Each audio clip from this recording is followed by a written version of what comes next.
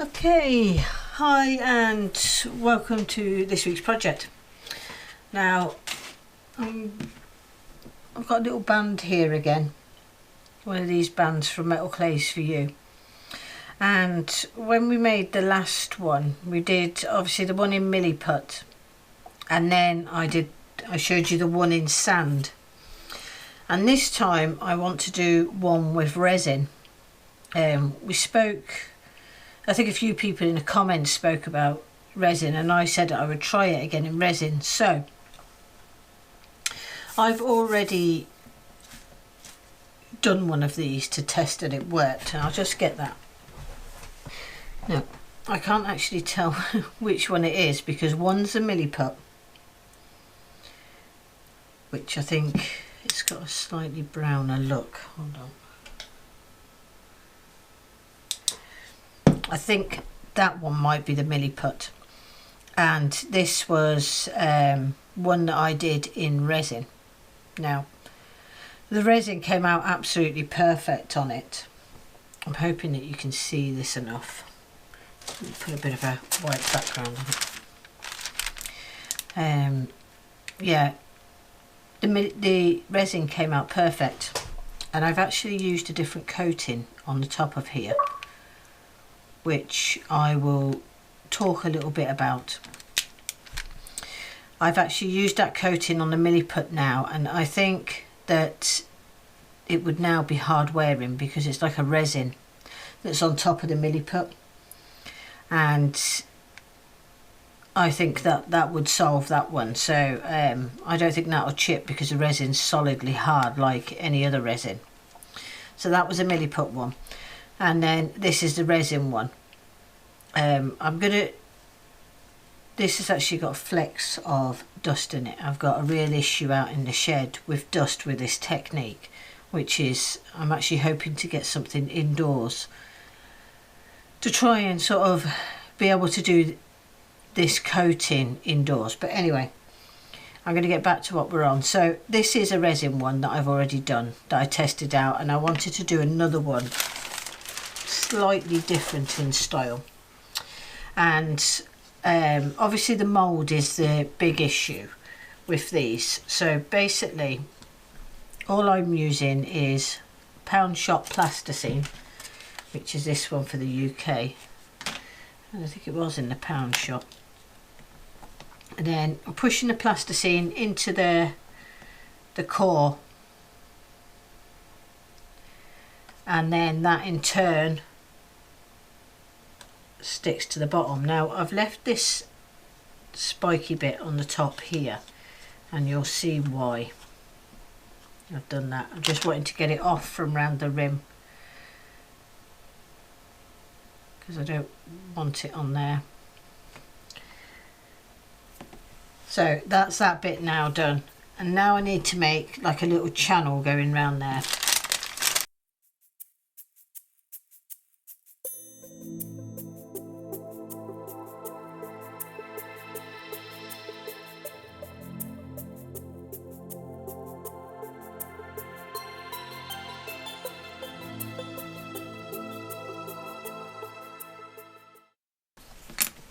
And then that'll sit in the centre there. Now it will give us loads more resin than I need in there, but I'm not bothered about that.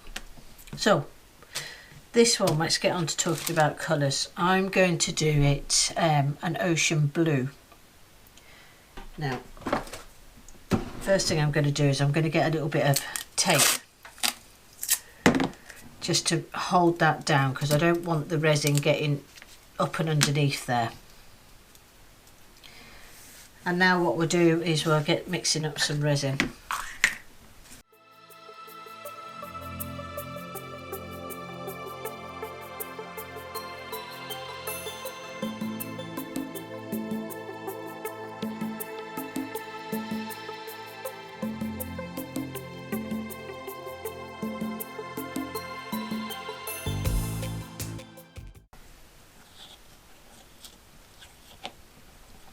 Right, so give that a good mix in. And then it's as simple as pouring it in. There is really no fine art to this. Now the plasticine on the last one, it does stick to the resin once it's hard, but I pulled off as much as I could, which obviously went into that ball there, and then the rest turned off on the lathe, no problem. It didn't cause any issues. Right, I'll pour this in now.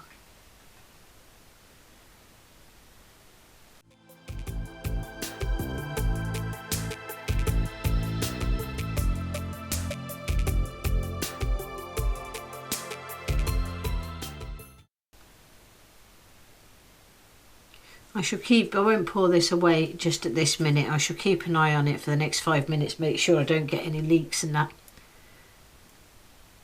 And anyway, we'll come back tomorrow and I'll show you the demoulding of it.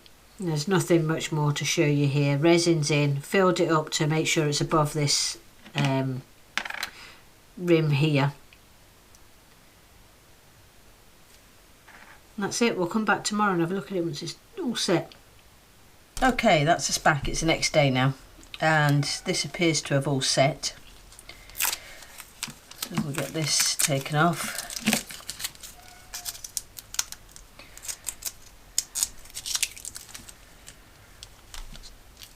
Just pop that out.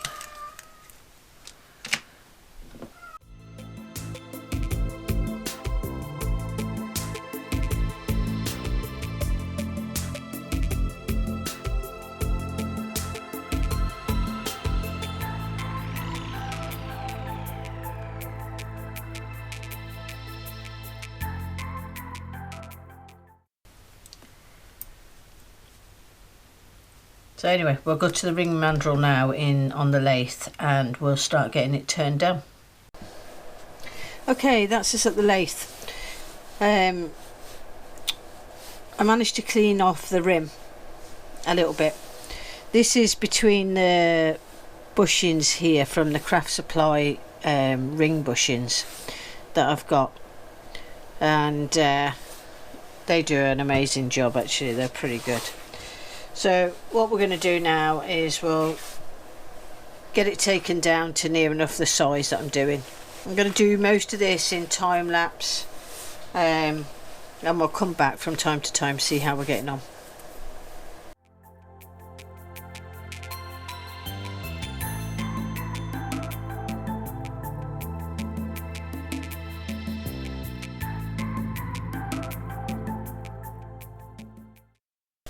I've come back, I've took most of it off. I'm going to actually leave this blank for another 12 hours or so before I continue turning, because I don't think the resin's fully set enough yet. It is alumilite and I'm used to epoxy for most stuff.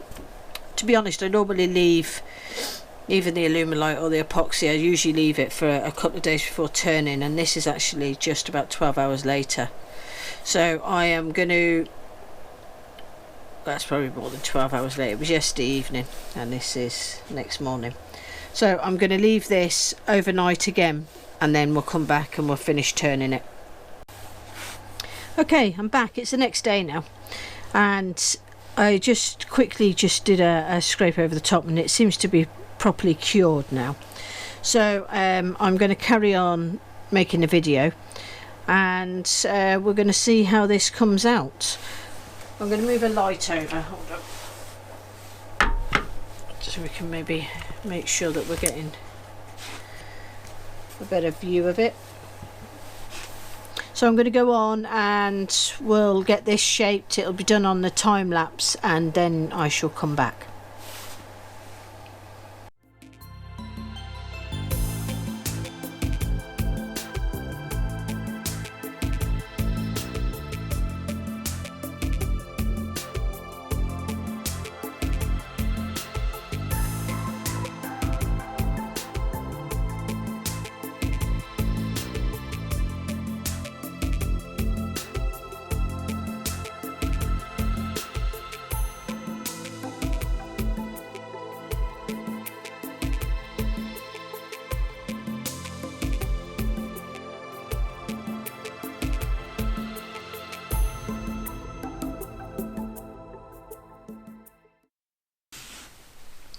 Okay, that's me back.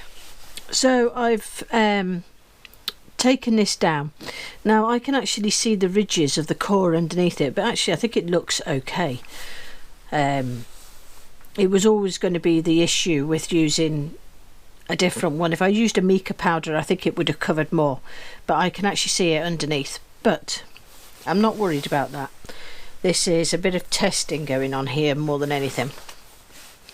And the latest thing that I watched, obviously Tempest Rings, and he uses, it's not this one, it's the Alumi UV he uses, which is a UV, is a 2 parts into one really of the resin. It just doesn't go hard unless it's put under UV light. I would like the Alumi UV, but it costs me £35 to get it shipped into the country. So so that is definitely out the window at the minute. I have seen it in bigger quantities in the UK, and I will possibly this year get that one. I'm a bit of a suckler for alumilite. I do like their stuff specifically. But anyway, this one is one that I got on metalclays.co.uk. This one came from. And it's Super Resin UV Crystal, it's called. Now, you use a minute brush for this, putting it on, and you put it over in layers with the rafe running, and to get a good coating on it. And then you use, this is one of these things that people with their gel nails use. I don't do gel nails, as you can see. My nails are a disaster, so I didn't know about this, but this was like a cheap option, because this was, I think, £20 for this, which was a cheaper option than some of the other ones up there. I think it was even maybe cheaper. Maybe I've got it for about £15. So I will use this to put it into after, and I've made a little mandrel, which this next bit will be done on. I can turn it between 2 centres or whatever on it, and then once it's lifted out I can stick it in there.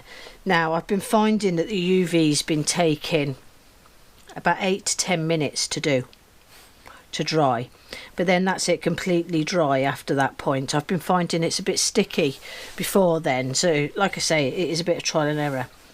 Now this, I don't really want to do it in here, but right at the minute I have no choice, because I don't have a mandrel inside that I can use with something rotating for me to do this. I'm hoping to pick up a cheap one and do some adaptions on it, so that I could put one of these onto the end of it and do it indoors where there is no dust, because this UV resin is like a dust magnet, honest to God. And you know your shed, it's full of dust. I mean, my shed is completely full of dust. I'd never get it completely clean. I mean, I came out here the other day, and the ones that I was showing at the beginning, I completely cleaned in here, hoovered, dusted down everywhere that was going to be close to it, and I still got dust on it. So on a normal day, it's just going to be an absolutely impossible task. So this is probably not going to be dust free. Okay, so that's me back, and I'm all set up and ready to go now. I've got the UV resin here. I don't want to have it out in this sandy workshop for too long. So what we're going to do now is, I've cleaned this blank up, and we'll start it off nice and slow.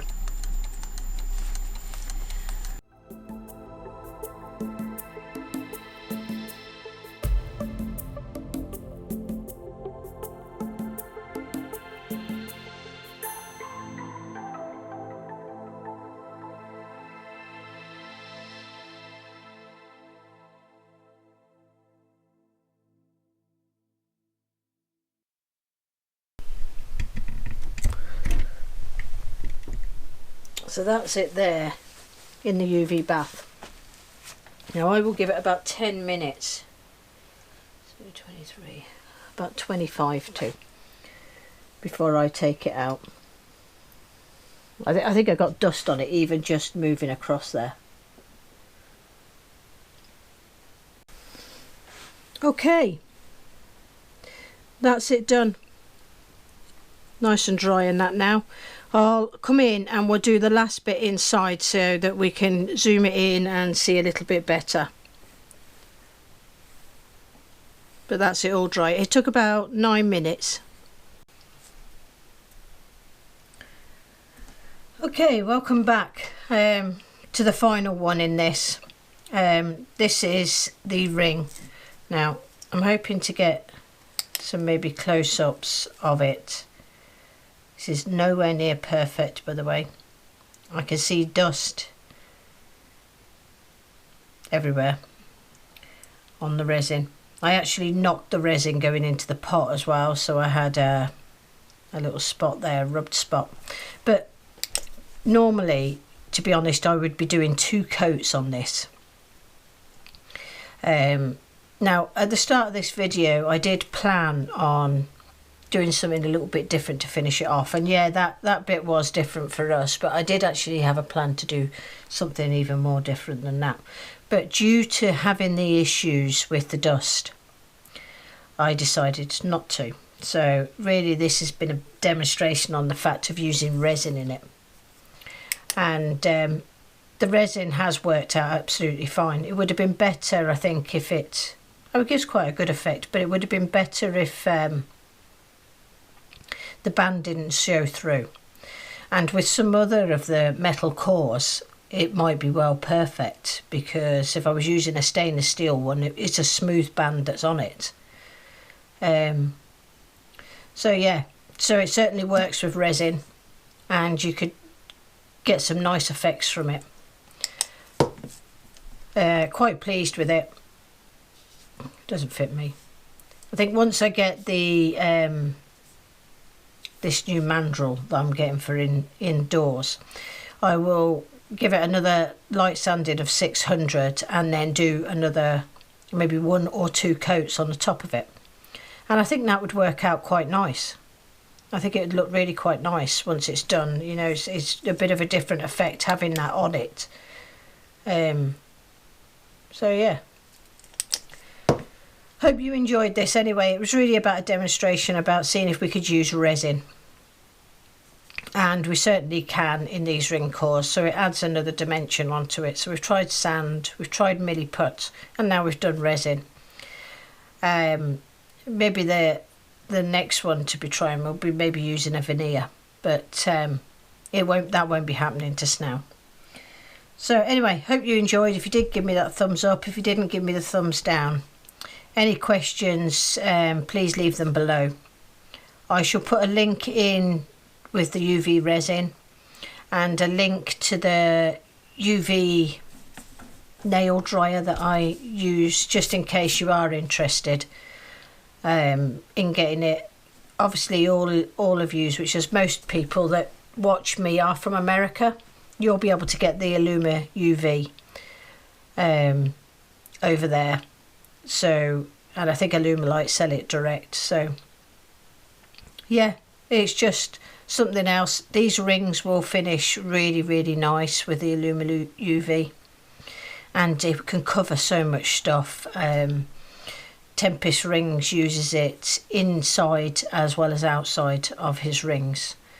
And obviously as time goes on, I'll be taking you through just the whole learning process of me doing all of that. I'm hoping to do some copper rings in the future, and they will be cut from copper piping. So that's also coming up. I've just actually discovering what I need to do that and collecting the stuff together, so that in a couple of months' time I'll be all ready to start showing those. So hope you enjoyed. Thanks very much for watching, and I shall see you again the next time.